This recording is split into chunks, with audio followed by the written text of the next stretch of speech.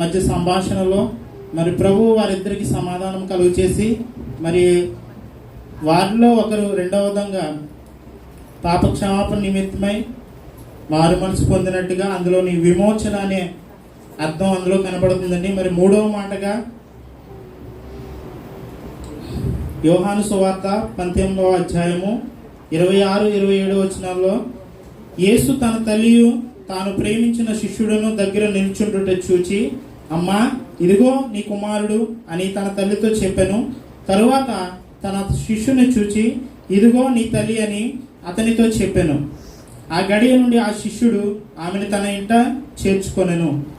ఈ మాటలో అర్థం ఏమిటంటే, ఈ మాటలో అర్థం ఆదరణ కలుగుచున్నది. ఎందుకంటే యేసు ప్రభు వారు భౌతికంగా 33.5 సంవత్సరాలు భూమిపైన ఉండి మరి కన్యక అయిన మరి గర్భమును జన్మించి మరి 33.5 సంవత్సరాలు కూడా భౌతికంగా ఆయన తనకి కుమారుడిగా ఉన్నారు. ఇప్పుడైతే ప్రభు చిత్తం చేయటం నిమిత్తమై మరి ప్రభువుకి సమర్పించుకొని మరి పరదేశంలో మన అందరి పాప క్షమాపణ నిమిత్తమై శిలువ యాగమయ్యి మరి మన పాప విమోచన కొరకే బలియాగం అవుతున్నారు కనుక అక్కడి నుంచి ఆయన మరి ప్రభు సన్నిధికి చేరుకుంటారు కనుక తల్లిని ఆదరించేవారు లేరు. తల్లిని ఆదరించవలసిన బాధ్యత ఆయనది కాబట్టి పెద్ద కుమారుడిగా అనేక మంది ఆయనకు కుమారులు ఉన్నారు. మరీకి అయినప్పటికీ ఆయన పెద్ద కుమారుడు కనుక ఆ యొక్క తల్లిని ఆదరణ నిమిత్తమై మరి తనకిష్టమైన శిష్యుల్లో ఒక ఆయన్ని చూసి, అనగా యోహాను గారిని చూచి ఆయనకి ఆ యొక్క తల్లి యొక్క బాధ్యతను, అంటే అంత శ్రమలో ఉండి కూడా శిలువలో ఆయన బ్రానుపనైన వేలాడుతూ మరి అనేక 31 తక్కువ 40 కొరడా దెబ్బలు ఒళ్ళంతా చీల్చబడి తనకు ముండ్ల కిరీటం పెట్టబడి మరి శిరసంత రక్తధారలతో కారుచున్న, ఇప్పుడు మనం ఉన్నామండి, కనీసం ఒక చెమట బిందు కంటిలో పడిందంటే ఎదుటి వ్యక్తిని చూడడం అటువంటిది దేవుని కుమారుడు. మరి శిలువ రక్తము రుధిరదారులు తలపై నుంచి ముండ్ల కిరీటం ద్వారా కిందకి పడుచున్న కళ్ళల్లో అంత రక్తం ఒలుకుచున్నా సరే తన తల్లి యొక్క చూసి, ఇదిగో నీ కుమారుడని యోహాను గారితోనూ అలాగే ఇదిగో నీ కుమారుడని తల్లి గారితోనూ చెప్పడం మనం చూస్తున్నాం. ఈ మాటలో ఆదరణ అనే మాట కనబడుతుంది. అలాగే ఇందులో ఏమిటంటే మనకి ఆయన ఏది చేసినా మనకి మాదిరిగా చేసి వెళ్ళారు. ఆయన ప్రతి ఒక్కటి కూడా మరి తన శిష్యులను మరి అప్పగింపబడిన రాత్రి కూడా తను తగ్గించుకుని పాద శుద్ధీకరణ చేసి మరి ఎవడైతే ఇక్కడ తగ్గించబడినా అక్కడ హెచ్చించబడతాడు అన్న రీతిలో మరి ఎలాగైతే ఆయన పాద శుద్ధీకరణ చేసి ప్రతి ఒక్కరూ సమానమని ఆయన ఎలా నిరూపించారో అలాగే మరి తల్లి విషయంలో కూడా మరి మనం భౌతికంగా ఇక్కడ ఉన్నంతకాలం తల్లిదండ్రులను ప్రేమించాలి.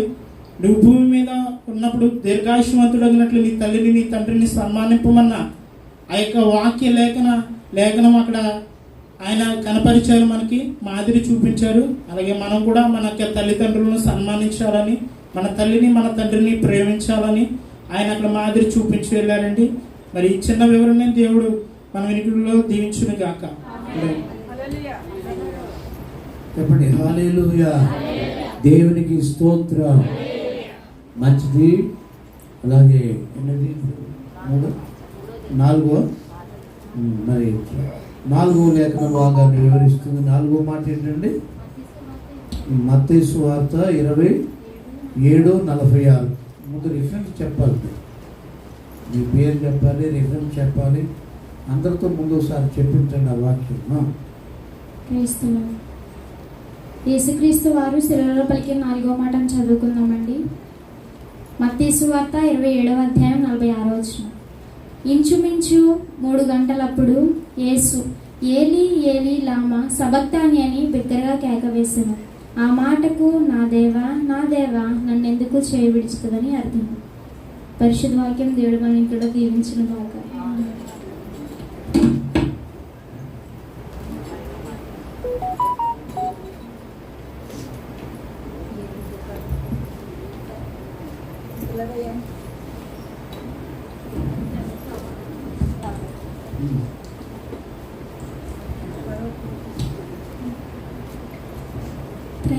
దేవుని నామానికి మహిమ కలుగును గాక.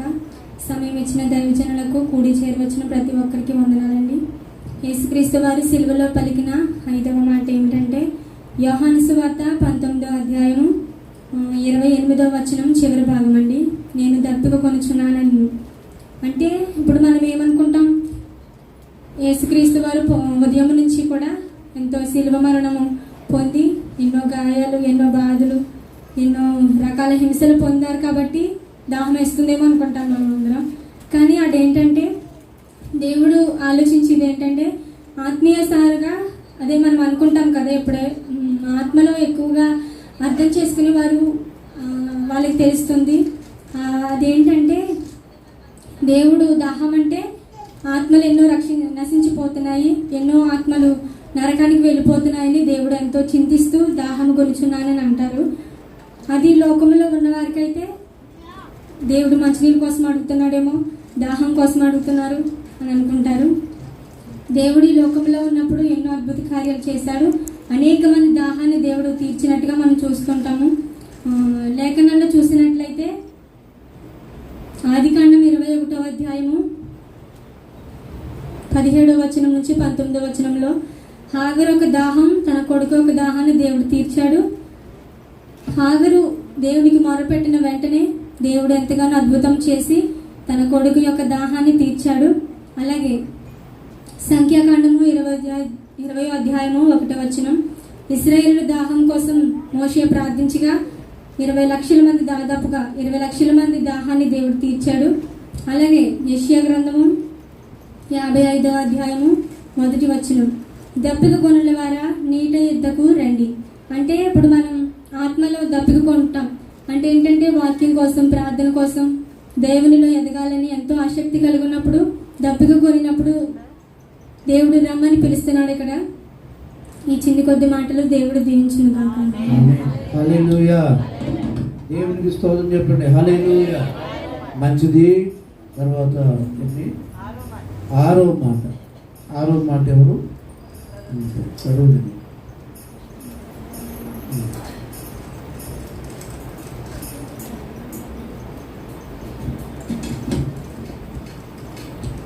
దేవుని పరిశుద్ధ నామమునకు మహిమ కలుగును గాక. హల్లెలూయా.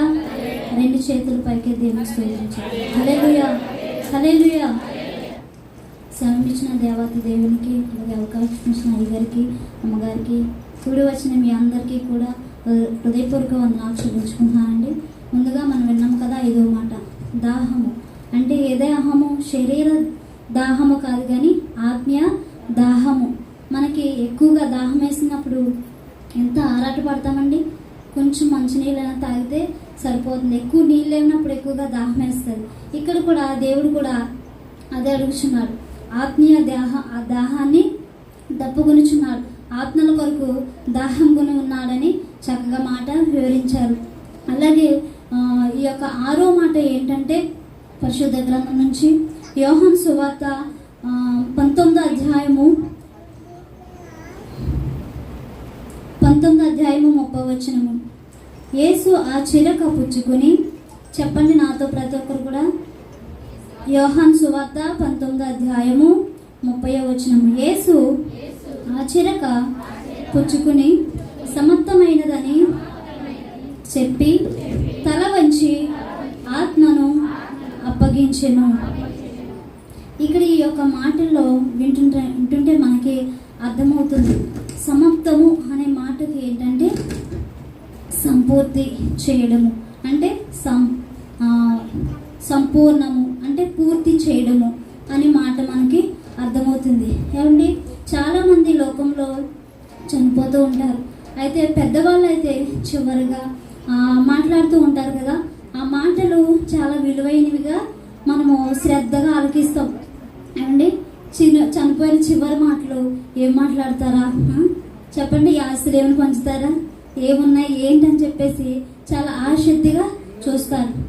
కానీ ఆ యొక్క చనిపోయినప్పుడు, మనుషులు చనిపోయినప్పుడు పరాకగాను ఏవో పిచ్చి పిచ్చి మాటలు మాట్లాడచ్చు. కానీ మన ప్రభువైన యేసుక్రీస్తు ఈ యొక్క 7 మాటలు కూడా నాడాడిన ప్రతి మనిషికి కూడా కనువిప్పు కలుగజేసినటువంటి ఈ యొక్క 7 మాటలు మనము శ్రద్ధగా వినాలి, బాగా నేర్చుకోవాలి. ఈ యొక్క 6వ మాట ఏంటంటే దేవుడు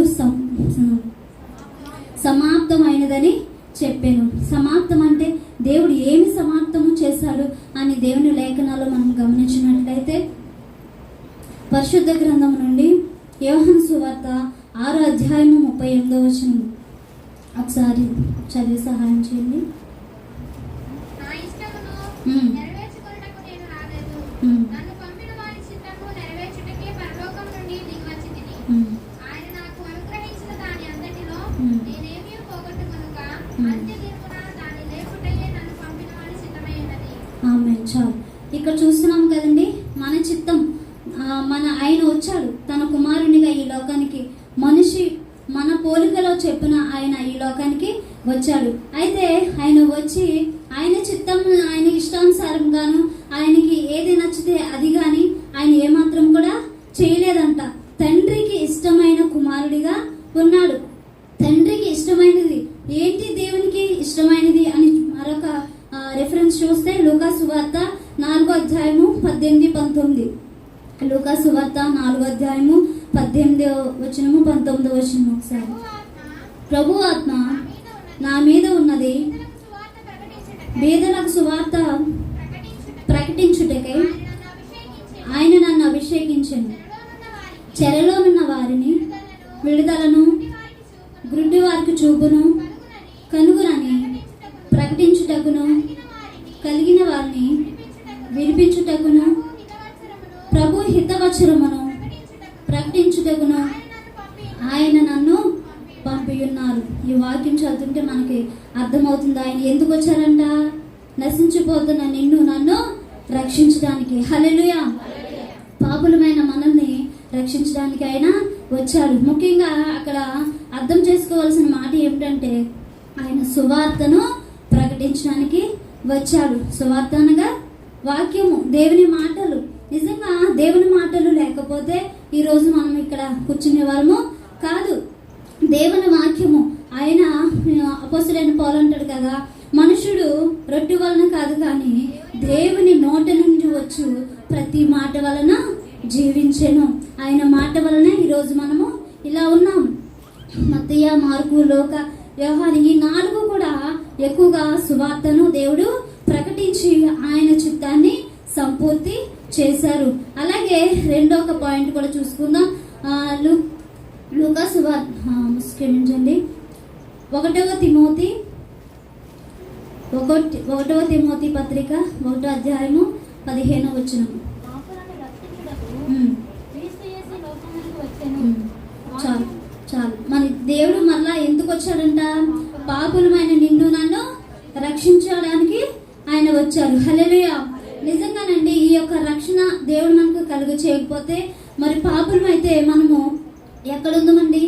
దేవుడి కొరకు మనకు తెలియకపోతే, దేవుడు మన కొరకు ప్రాణం పెట్టకపోతే, దేవుడు మనల్ని పాపులైన మనల్ని క్షమించకుండా ఉంటే గనక మరి మనం ఏమవుతామండి? మనకి ఈ రక్షణ భాగ్యం ఉందనా? ఈ సన్నిధిలో ఇలా ఆరాధించుకునే సమయం మనకు ఉండునా? ఉండకపోదును. మనము కూడా లోకంలో ఉన్నవారు చాలా మంది ఇప్పుడు ఈ సమయంలో ఏం చేస్తారు? మంచిగా ఇప్పుడు టైం ఎంత అయింది? ఇప్పుడు మంచిగా భోజనం చేసి ఫ్యాన్ల కింద హాయిగా నిద్రపోతారు. కానీ ఆ యొక్క సమయం అవి కాదు. కానీ పాపిలైన నిన్ను నన్ను రక్షించి మనల్ని ప్రత్యేకమైన జీవితాన్ని దేవుడు మనకి ఇచ్చాడు. ఏనాడో నశించిపోదు, ఏనాడో మరణించిపోదు. ఎన్ని కీడులు, ఎన్ని అపాయాలు, ఎన్ని శోధనలు మన జీవితంలో రాలేదండి? ఎంత కరోనా వచ్చి ఎంత మంది మరణించారండి? నిజముగా ఆ యొక్క కరోనా టైంలో చాలా మంది మరణించారు. మనము జీవము కలిగిన దేవుడిని నమ్ముకున్నాము కనుక, పాపిలమైన మనల్ని ఆయన రక్షించాడు కనుక ఈ రోజు సజీవులుగా మనం అందరం కూడా దేవుని సన్నిధిలో ఉన్నాము. హల్లెలూయా. అలాగే మరొక మాట, 3వ మాట, అపవాది క్రియలను ఆయన లయపరిచి సంపూర్తి చేశాడు. సువార్తలలో చాలా మంది అపవాది చేత పీడింపబడిన వారు అనేక మంది ఉన్నారు. చాలా మంది కుతూహలని దెయ్యం పట్టి, సేనా దెయ్యంతోటి బలహీనంగా చాలా మంది దయ్యాలు పెట్టి అనేక మంది బాధించబడ్డారు. అయితే యేసుక్రీస్తు వారు ఏమి చేశారు? ఆ యొక్క చీకటి శక్తిని యేసు నామములో దూరపరిచారు. హల్లెలూయా. ఎవరికైతే చీకటి శక్తులతో బాధపడుచున్నారో వారందరికీ కూడా విడుదలని ఇచ్చాడు. ఆ యొక్క బంధకముల నుంచి విడుదల ఇచ్చాడు. నిజమేనండి. నిజంగా ఆయన సిలువలో మరణించి అపవాది తలనంట సిలువలో చితక త్రొక్కేశాడు. హల్లెలూయా. అపవాది క్రియలను సంపూర్తి చేశాడు. అలాగే ఆది కాండంలో కూడా 6 దినాలు ఈ యొక్క సృష్టి అంతని కూడా చేశాడు. సృష్టి అంతా చేసి 7వ దినమున ఆయన విశ్రాంతి తీసుకున్నాడు. నిజముగా మన తండ్రులైతే ఆస్తులు మనకేమీ సంపాదించలేదు, కానీ మన తండ్రి అయిన మన పరలోకపు తండ్రి మనకి రాజ్యము కూడా సిద్ధంపరిచి ఉంచాడు. హల్లెలూయా. ఆ యొక్క రాజ్యము కొరకు మనం ఏం చేయాలి? ఆసక్తి గల వారమైండి దేవుని రాజ్యం ఎప్పుడు వెళ్ళాలని ఆశ కలిగి ఉండాలి. లోకంలో మీ తల్లిదండ్రులు మీకు ఏమి సంపాదించారో ఏమిచ్చారో మనకి తెలియదు, కానీ మన యేసయ్య అయితే మన కొరకు రాజ్యము కట్టి ఉంచారు. ఏమండి, రాజ్యము సిద్ధంగా ఉందా లేదా? ఆయన వస్తాడా లేదండి? వస్తారని, ఆయన రాజ్యం కట్టి ఉంచాలని మనం లేఖనాల్లో చదువుతూ ఉంటాం. కాబట్టి ఆయన సంపూర్తి చేసినటువంటి యొక్క పరలోక రాజ్యంలో మనమందరం కూడా వెళ్ళడానికి ఎంతో ఆసక్తి కలిగి ఉండాలి. ఈ యొక్క కొద్ది మాటలను దేవుడు దీవించి ఆశీర్వదించిన గాక.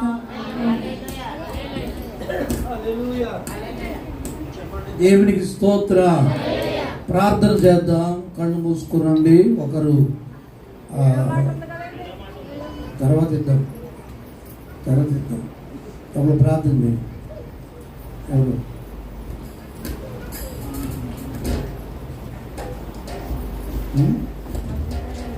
బాగా చేద్దాం.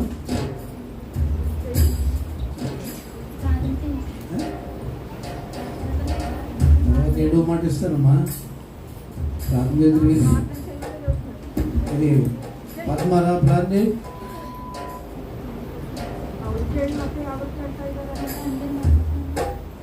భారత్ మైకి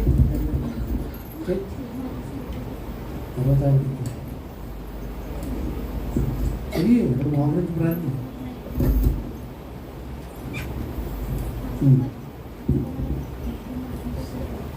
కళ్ళు మూసుకోండి. ఇంతవరకు ఇచ్చిన వాక్యాల కొరకు ప్రార్థిద్దాం. ఇంకొక వాక్యం ఆఖరిని. స్తోత్రం స్తోత్రం స్తోత్రం స్తోత్రం స్తోత్రం. హల్లెలూయా. ఆశ్చర్యకరుడు ఆలోచనకర్త, నీకే లెక్కలేని స్థితులు స్తోత్రాలు నా ప్రభు. అయ్యా, ఇదిగో నా తండ్రి యేసయ్య మా కోసం నా ప్రభు కలవరిలో నా తండ్రి యేసయ్య శిలువ మోసావు నా ప్రభు, ముల్లి కిరీటం ధరించావు నా తండ్రి యేసయ్య. అయ్యా, ఇదిగో నా ప్రభు మా పాపాల కోసమే కదా నా తండ్రి యేసయ్య. అయ్యా, ఇదిగో నా ప్రభును చేసే మేలులు కంటికి కనపడో చెవిటి కనపడో నా ప్రభు. అయ్యా, ఇదిగో నా తండ్రి ఎవరైతే నా ప్రభు అనారోగ్యాలతో నా ప్రభు ఆ బిడ్డలకు మంచి ఆరోగ్యం దయచేయమని అడుగుచున్నాను యేసయ్య. అయ్యా, ఇదిగో నా ప్రభు, ఇదిగో నా తండ్రి యేసయ్య సమయంలో నా నిన్ను స్తుతించే భాగ్యం దయచేసినందుకు నీకే వేలాది స్తోత్రాలు నా తండ్రి. అయ్యా, ఇదిగో నా ప్రభు, ఇంకా నీ సన్నిధిలో నా ప్రభు ఎవరైతే నా తండ్రి స్తుతించకుండా ఆరాధించకుండా ఉంటున్నారో నా ప్రభు, అయ్యా ఇదిగో ఎలా ఉండాలో నా ప్రభు బిడ్డలకు నేర్పమని అడుగుచున్నాను యేసయ్య. నజరేయడానికే వేలాది స్తోత్రాలు నా ప్రభు. యేసయ్య, ఇదిగో నా తండ్రి యేసయ్యకి ఏమి ఇచ్చిన రుణం తీర్చుకోలేను నా ప్రభు. యేసయ్య, ఇదిగో నా తండ్రి నా చిన్న ప్రార్థన ఆలకిస్తారని నజరేయుడైన యేసుక్రీస్తులో ఇచ్చిన తండ్రి. ఆమేన్. హల్లెలూయా. మంచిది. 7వ జ్ఞాపకం చేసుకుందాం, ధ్యానం చేద్దాం. సరుగుతుంది.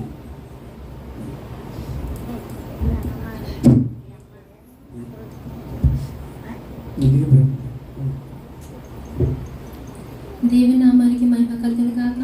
నాకు ఇట్ట అవకాశం ఇచ్చిన దైవజనుడు అయ్యగారికి నా వందనాలు తెలియజేసుకుంటున్నాను.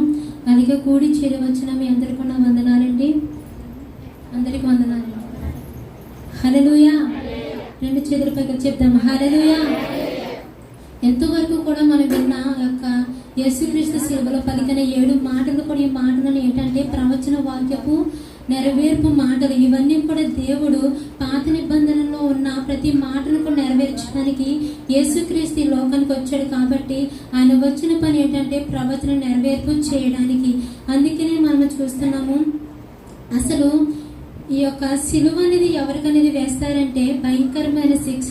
ఈ యొక్క సిలువ అనేది ఏంటంటే బాగా ఘోరమైన పాపములు చేసేవారికి, కఠినమైన పాపములు చేసేవారికి, చాలా విధములైన ఒక రహస్య పాపాలు చేసేవారికి, లేదంటే దేంట్లోనే సరే పట్టబడిన వారికి ఇటువంటి శిక్షలు అనేది విధిస్తారు. రోమా ప్రభుత్వం ప్రకారం అయితే ఇటువంటి శిక్షలు అనేది ఎందుకు వేస్తారంటే ఇటువంటి తప్పులు కానీ పాపము కానీ చేయకుండానట్లు వారికి ఈ యొక్క సిలువ శిక్ష అనేది వారికి వేస్తారు. రోమా ప్రభుత్వంలో ఆనాడు కాలంలో భయంకరమైన శిక్ష ఏమన్నా ఉన్నది అంటే అది సిలువ శిక్ష మాత్రమే. ఆ సిలువ శిక్ష అనేది చాలా ఘోరమైన శిక్ష. అటువంటి శిక్షను మన యేసయ్య మన కోసం, మన పాపముల కోసము, మనం చేసిన అపరాధముల కోసం ఆయన సిలువలో బలియాగం అయిపోయాడు. హల్లెలూయా. 7వ మాట ఏంటంటే లోకాసు వార్త 23వ అధ్యాయము 44 నుండి 46 వచ్చిన వరకు నేను చదువుతాను. యేసుక్రీస్తు సిలువల నుండి పలికిన 7వ మాట. అప్పుడు రమారమి మధ్యాహ్నమాయను. అది మొదలుకొని 3 గంటల వరకు ఆ దేశమంతటి మీద చీకటి కమ్మేను. సూర్యుడు అదృశ్యుడాయను. గర్భాలయపు తెర నడిమికి చినిగెను. అప్పుడు యేసు గొప్ప శబ్దంతో కేకవేసి, తండ్రి, నీ చేతికి నా ఆత్మను అప్పగించుకొనుచున్నాను. ఆయన ఇలాగ చెప్పి ప్రాణము విడిచెను. దేవుడు యొక్క మాట చెప్పి తన ప్రాణమును ఏ విధంగా అయితే విడిచిపెట్టాడో, తన ప్రాణమును విడిచిపెట్టాడు. మనము చూసినట్లయితే యూదుల ఆచార ప్రకారము సిలువలో ఎవరైతే ఉంటున్నారో వారు సబ్బాతి రోజున అంటే విశ్రాంతి దినమున ఎవరు కూడా సిలువలో వేలాడకూడదు.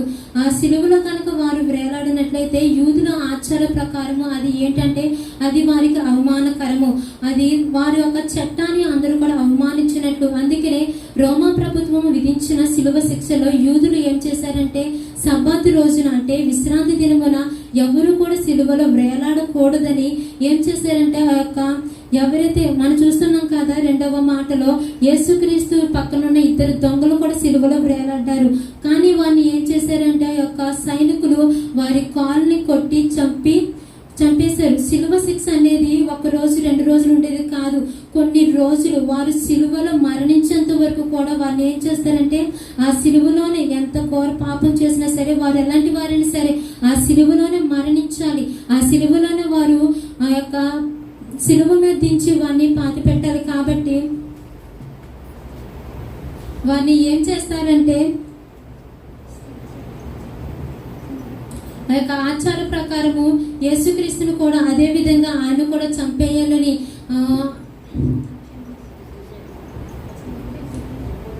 మనము యోహాను సువార్త 19వ అధ్యాయము 31-33 వచ్చిన మనం చూసినట్లయితే ఆ 2 దొంగలు కూడా ఏం చేశారంటే కాలు విరిచి చంపేశారు. ఆ వాక్యం నుంచి చదువుతాను, వినండి అందరూ కూడా.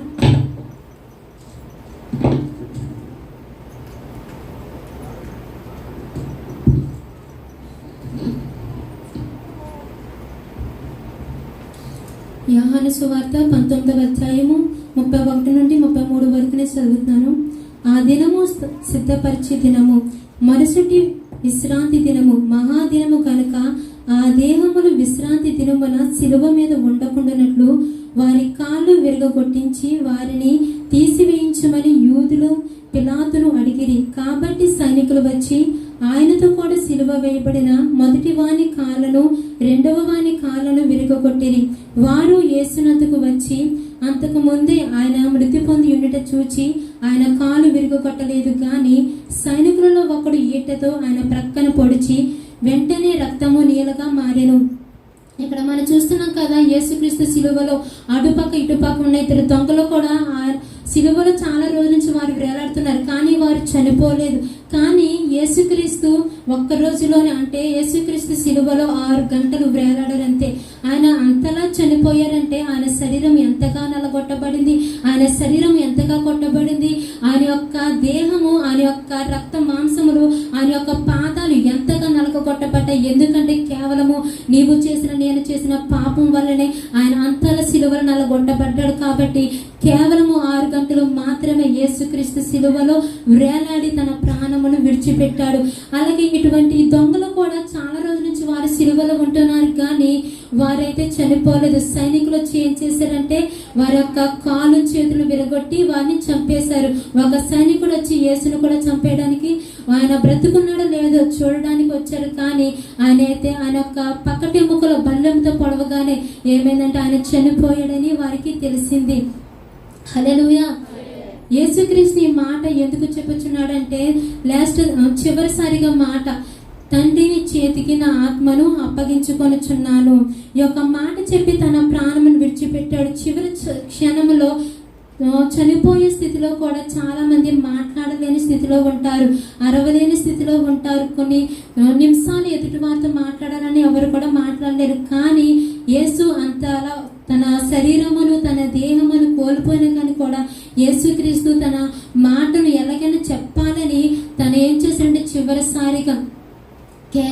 బిగ్గరగా అరిచినట్లుగా మనం చూస్తున్నాం. తన ప్రాణమును విడిచిపెట్టినట్లుగా చూస్తున్నాం. మనము లోక సువార్త మనం చదువుకున్నాం కదా, 7వ మాటలో ఏమైనా ఉందంటే, అప్పుడు యేసు గొప్ప శబ్దంతో కేక వేసి, నేను చదువుతానండి 45వ వచనంలో, సూర్యుడు అదృశ్యుడాయను, గర్భాలయపు తెర నడిమికి చినికెను. ఇక్కడ ఏమైందంటే యేసుక్రీస్తు 7వ మాట చెప్పుచుండగా సూర్యుడు అదృశ్యమయ్యాడు అంటే సూర్యుడు ప్రకాశింపలేదు. అలాగే భయంకరమైన భూకంపాలు, అలాగే భూమి వణికింది, భూమి సంపించింది. ఏ విధంగా? ఎందుకంటే యేసుక్రీస్తు సిలువలో చెప్పిన, తండ్రి నీ చేతికి నా ఆత్మను అప్పగించుకొనిచున్నాను. ఈ మాట చెప్పడం ద్వారా భూమి అంతా కూడా వణికింది. ఎందుకు వణికింది? పైనుంచి ఒక తెర అనేది చిరిగింది.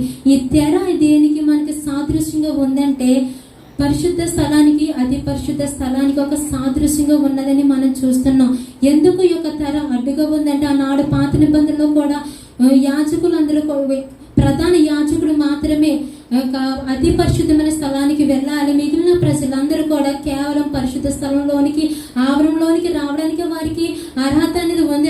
అది వారికి అధికారం మాత్రమే ఉంది. కానీ లోపలికి అతి పరిశుద్ధ స్థలానికి రావడానికి మాత్రం వారికి ఎటువంటి అధికారం లేదు. కానీ యేసుక్రీస్తు శిలువ మరణ విజయము ద్వారా ఏమైందంటే ఆ తెర, అడ్డు తెర చినిగిపోయింది. ఆ తెర ఎలా ఉంటదంటే 60 అడుగుల పొడవు, 30 వెడల్పు, అటువంటి పెద్ద తెర. ఒక మానవుని చేస్తాం, మన చేయి ఎలాగా దలసరిగా ఎటువంటి మందంగా అయితే ఉందో అలాగే ఆ యొక్క తెర కూడా అంత దలసరిగా, అటువంటి బారు 60 అడుగుల పొడవు, 30 వెడల్పులో ఉన్న అంత అడుగుల వెడల్పు ఉన్న ఒక తెర చినిగిందంటే అది ఎవరు చింపితే చినిగిపోయేది కాదు.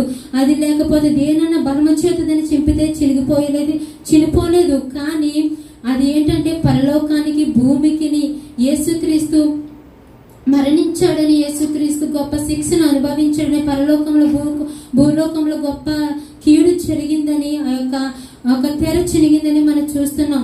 దేవునికి నీ ప్రజలకు ప్రత్యక్ష మార్గముగా ఏర్పడింది. దేవునికి నీ ప్రజలకు ఉన్న ఒక అడ్డు తెర తొలగిపోయింది. దేవునికి నీ ప్రజలకు మనము ఏ విధంగా అయితే దేవుని దగ్గరికి వెళ్ళడానికి మనం భయపడుతున్నామో అటువంటి మధ్యవర్తులు ఏమీ కూడా లేకుండా, అడ్డు తెరలు ఎటువంటి కూడా లేకుండా ఆ యొక్క అడ్డు తెర అనేది చిరిగిపోయింది. అందుకని ఈ యొక్క యేసుక్రీస్తు 7వ మాటలో కూడా ఇన్ని చూస్తున్నాం మనము. భూకంపం కలిగింది, సూర్యుడు ప్రకాశింపలేదు, అలాగే అడ్డు తెర కూడా చినిగిపోయింది. ఇప్పుడు మనము ఒక 7వ మాటలోనికి మనం వెళ్తాం. ఈ యొక్క 7వ మాట ద్వారా మనం 3 విషయాలు మనము తెలుసుకోవచ్చు. ఆ 3 విషయాలు ఏంటంటే, యేసుక్రీస్తు యొక్క మొదటి మాటలో ఉంది కదా, తండ్రిని చేతికి నా ఆత్మను అప్పగించుకొనిచున్నాను. ఈ యొక్క మాట లేఖన నెరవేర్పు. ఈ లేఖన నెరవేర్పు మనం ఎక్కడ చూస్తున్నామంటే కీర్తన 31వ కీర్తన 5వ వచనాన్ని మనం చూస్తున్నాం. కీర్తనలు 31 5వ వచనం.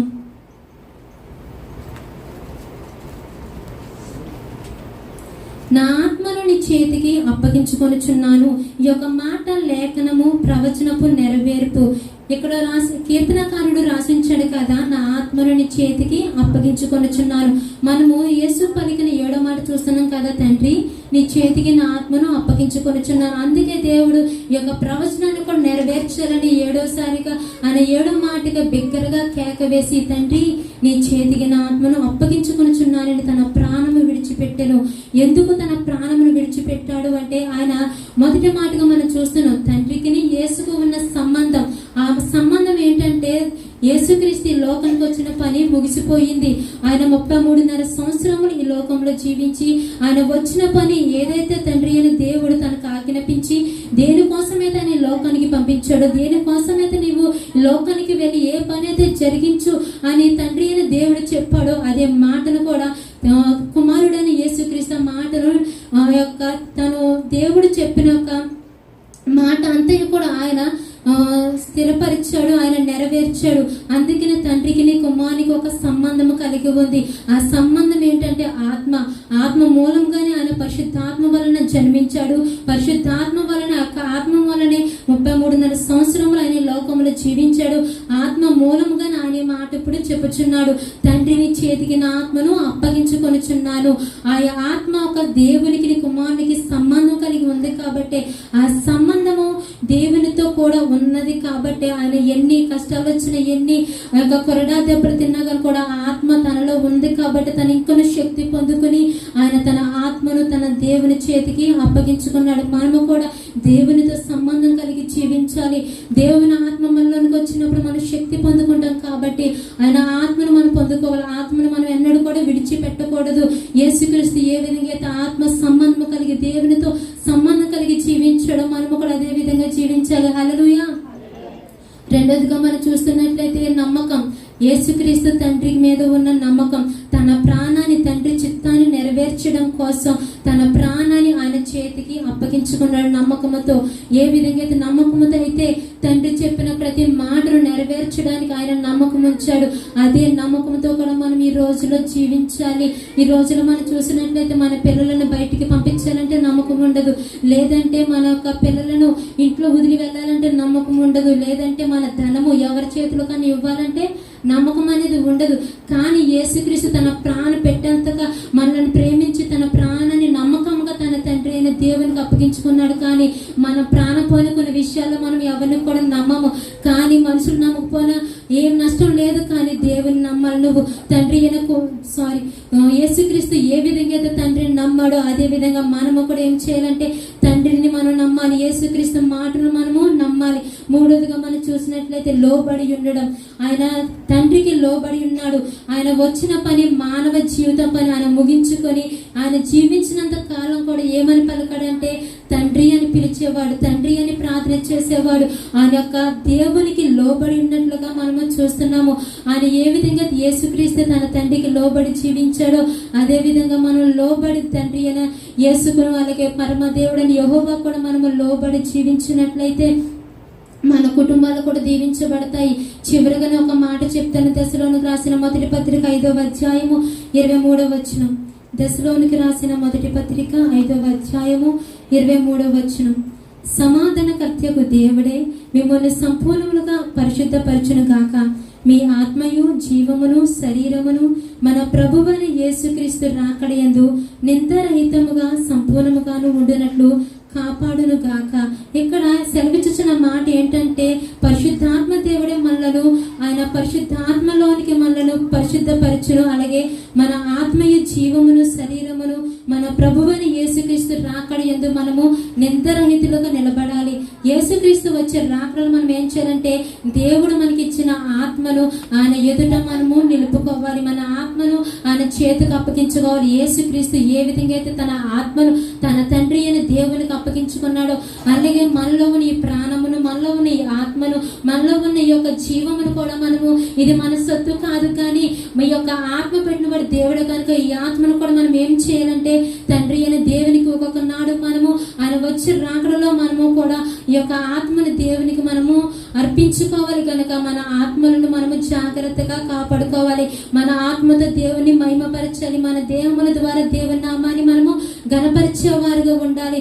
దేవుడు యొక్క యేసుక్రీస్తు లోకానికి వచ్చి ఆయన ఏదైతే చేయాలనుకున్నాడో ఆ పనంతా కూడా ఆయన నెరవేర్చి ఒక పస్క పండుగలో ఒక బలిని ఏదో రకంగా ఆయన పస్క పండుగలలో ఒక బలిని వధించేవారు. కానీ యేసుక్రీస్తు ఈ యొక్క పస్క పండుగలో ఆయన ఒక పస్క బలి వధువుగా ఆయన వధించబడ్డాడు. మన కోసం ఆయన ఒక వధువుగా ఆయన వధించబడి మన కోసమే ఆయన మరలా తిరిగి లేచాడు. కాబట్టి మనం ఏం చేయాలంటే మన ఆత్మలను కూడా మనము కాచుకోవాలి. మన ఆత్మను కూడా దేవుడు వచ్చే రాకడలో మనము ఆయన చేతికి అప్పగించుకునే వారిగా మనం ఉండాలి.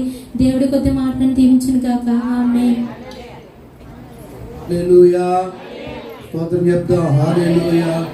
ఇప్పుడు అందరూ లేచి నిలబడి ఎవరా రాజుగా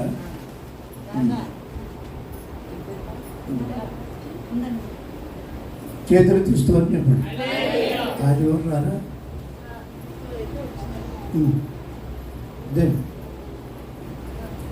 రాజుగారు సాక్ష్యం చెప్తున్నారు.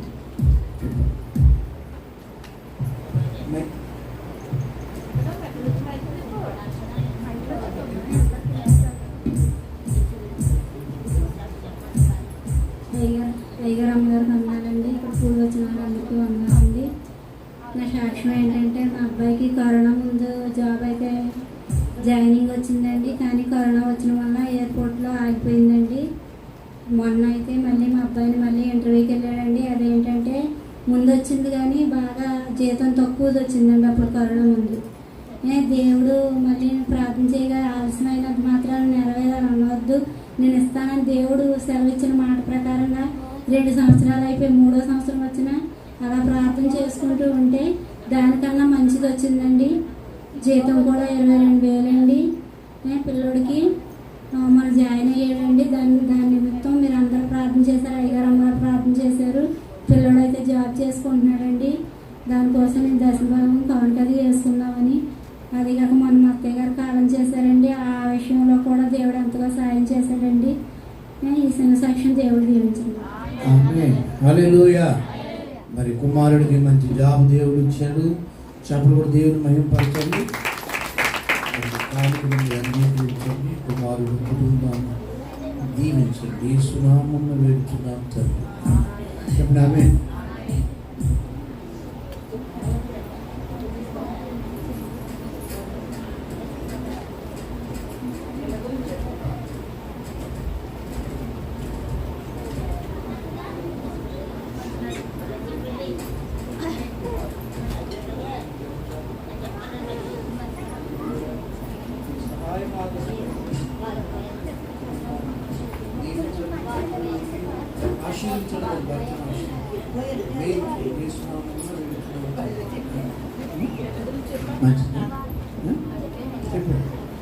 హల్లెలూయా. ఏ అది బాబు ఆరాధన కాదు.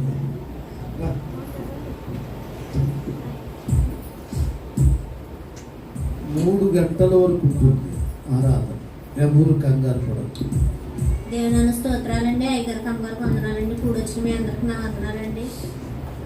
చిట్టుబాబు గారు అమ్మాయి అండి, 2వ అమ్మాయి ఎప్సిబా, తనకి ఆపరేషన్ చేసి మగ పిల్లని తీశారండి 10 రోజులకి. మరి అప్పటి వరకు బాగానే ఉంది, మరి ఏమైందో తెలియదు. కానీ అది ఒక కుట్టు అయితే ఆరలేదు, సీమ్ పట్టిందని అన్నారండి.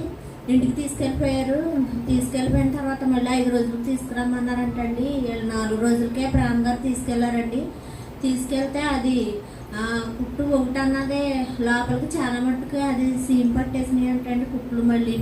మళ్ళీ ఆపరేషన్ చేశారండి. ఆపరేషన్ చేసిన దాని మీద మళ్ళీ లోపల క్లీన్ చేసి మళ్ళీ లోపల కుట్లేసారు, బయట కుట్లేసారండి. బట్ చాలా బాధ అనిపిస్తుందండి. ఎప్సిబా కొరకు అందరూ ప్రార్థన చేయండి, తను మంచి ఆరోగ్యంగా ఉండేలాగా. మళ్ళీ హాస్పిటల్లో జాయిన్ అయ్యారండి. మళ్ళీ 10 రోజులు ఉండమన్నారంట. ఆపరేషన్ మరి సక్సెస్ అవ్వలేదు ఏంటో. మరి అందరూ కూడా ఎప్సిబా కొరకు ప్రార్థన చేయండి. మీ అనుదిన ప్రార్థనలో జ్ఞాపకం చేసుకోండి. అయ్యగారిని అమ్మగారిని సంగమాతని ప్రార్థన చేయమని కోరారండి. చిన్న సాక్ష్యం దేవుడి దీవించండి.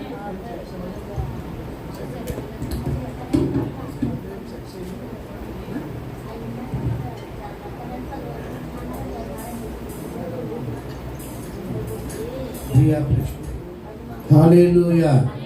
ఎప్సిబా కొరకు అందరూ ప్రార్థన చేద్దాం. ప్రార్థన చేస్తున్నాం. దేవుడు అప్పటికి మంచి ఆరోగ్యాన్ని దయచేయును గాక. ఇప్పుడు ఆమేన్. ఇప్పుడు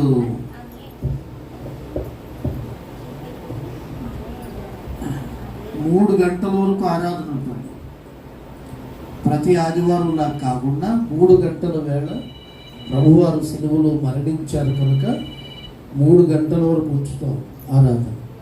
తర్వాత మీకు త్రాగడానికి ఏమైనా ఇచ్చి, మీలో ఎవరైనా ఒకవేళ అందరికీ ఎవరన్నా పార్టీ అంటే త్రాగడానికి ఎవరన్నా పట్టుకొస్తే, ఆల్రెడీ పట్టుకొచ్చేసారు అసలాదిని, ఇంకా ఎవరన్నా ఇంకెవరన్నా ఇవ్వాలని ఆశ ఉంటే ఏ బిస్కెట్లు కానీ అలాంటివి ఎంతో టైం ఉండదు. Only 1 hour. ఇప్పుడు 2 గంటలు అవుతుంది దిక్కులేనంట. 3 గంటలకు ముగిస్తాం. 3 గంటలకు ముగిస్తాం. చెప్పండి హల్లెలూయా. రెడీ చెప్పండి హల్లెలూయా. చేతులు ఎగట్లేదు, గాలి దెబ్బ తగిలినట్టుంది. హల్లెలూయా హల్లెలూయా. మన నాగం చేతులు సరిగా లెగట్లేదు. మరి ఏంటో ఆయన గారికి బాగా సేవ చేసినట్టుంది. కష్టపెట్టి పోయిందాడా?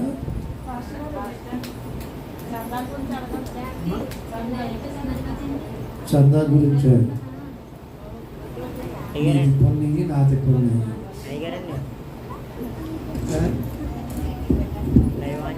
ఓకేవా? లైవ్ వెళ్తుందా? హల్లెలూయా చెప్పడమ్మా, హల్లెలూయా, దేవునికి స్తోత్ర. మరి అందరూ ఒకసారి లేచి నిలబడి ప్రార్థన చేసుకొని కొద్ది మాటలు, దేవుని మాటలు. ఇంకెవరైనా బయట ఉంటే లోపలికి వచ్చేయండి. బయట ఉన్నవారు ఫ్యాన్ తిరుగుతున్నాయి కదా, ఇబ్బంది ఏమి ఉండదు. కరెంట్ బ్రేక్ అవ్వలేదు.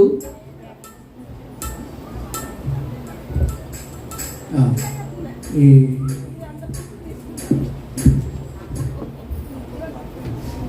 అమ్మ లేచి నిలబడండి, కాళ్ళు చేతులు ఒకసారి పొందండి, ఇలాగ కాసేపు వాకింగ్ తిరిగండి, కాళ్ళు చేతులు ఎలా ఓపెన్ ఒకసారి